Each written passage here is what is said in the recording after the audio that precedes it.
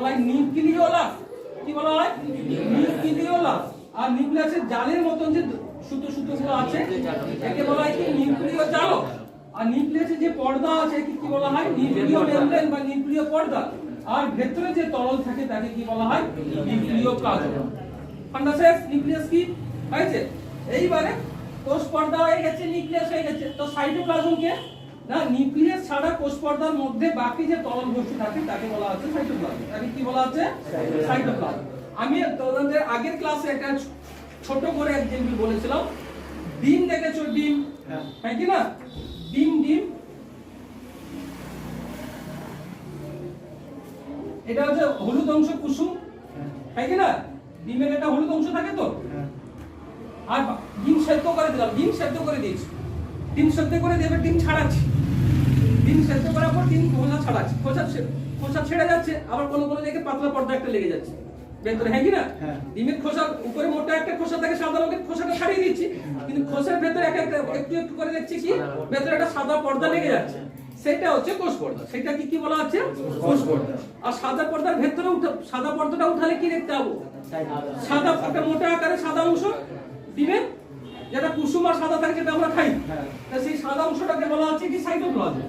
সেই সাদা অংশটাই হচ্ছে কি সাইটোপ্লাজম। কাঁচা অবস্থায় যখন আমরা ডিমকে ভাগি, হলুদ রঙের যে কুসুম থাকে সেটা আলাদা থাকে, আর বর্ণহীন জলের মতন জেলির মতন যে পদার্থ থাকে যেটা সাদা হয়ে যায় সেটা থাকে। সেই বর্ণহীন যে জেলির মতন পদার্থ থাকে তাকেই বলা হচ্ছে সাইটোপ্লাজম। আর হলুদ রঙের যে কুসুমটা থাকে সেটা হচ্ছে কি নিউক্লিয়াস। আর বাইরে যে পর্দা থাকে তাকে বলা হচ্ছে কি কোষ পর্দা। ঠান্ডা ক্লিয়ার? তাহলে কোষের প্রধান তিনটা অংশের মধ্যে কোষ পর্দা, সাইটোপ্লাজম ও নিউক্লিয়াস, যে তিনটা অংশ নিয়ে গঠিত, রাফলি কনসেপ্ট বাইরে থেকে আমাদের কনসেপ্ট ক্লিয়ার হয়েছে। বাকি ভেতরে আমরা ঢুকবো কোষ পর্দা কি কি অংশ নিয়ে গঠিত, কয়টা স্তর নিয়ে গঠিত, কি আছে না আছে, সাইটোপ্লাজমের ভেতরে কি বলে, বাইরে কি বলে, ঘনক আকৃতি কি বলে, পাতলা হলে কি বলে সেটা পড়বো। নিউক্লিয়াসের যে চারটা গঠন বললাম তার প্রত্যেকের গঠন কাজ করবো, সেগুলো পড়বো আমরা ধীরে ধীরে পড়বো। আমাদের একটা মাথায় আইডিয়া হয়েছে যে এই ব্যাপার। এখানে কোষের প্রধান অংশ আমি যে তিনটা অংশ বলে দিয়েছি তাকে কি বলা হচ্ছে? কোষ পর্দা, সাইটোপ্লাজম, নিউক্লিয়াস। এখানে আরেকটু তোমাদের জানার জন্য বলে দিই, সাইটোপ্লাজম আর নিউক্লিয়াস মিলে কি গঠিত হয়? প্রোটোপ্লাজম। কি গঠিত হয়? প্রোটোপ্লাজম। তাহলে কোষ কি হবে? কোষ পর্দা যুক্ত প্রোটোপ্লাজম। তাহলে কোষের মেইন অংশ কি হলো? প্রোটোপ্লাজম। আর প্রোটোপ্লাজম মানে কে? সাইটোপ্লাজম আর নিউক্লিয়াস। আর বাইরে একটা পর্দা দিয়ে যুক্ত থাকলে সে কোষ হচ্ছে।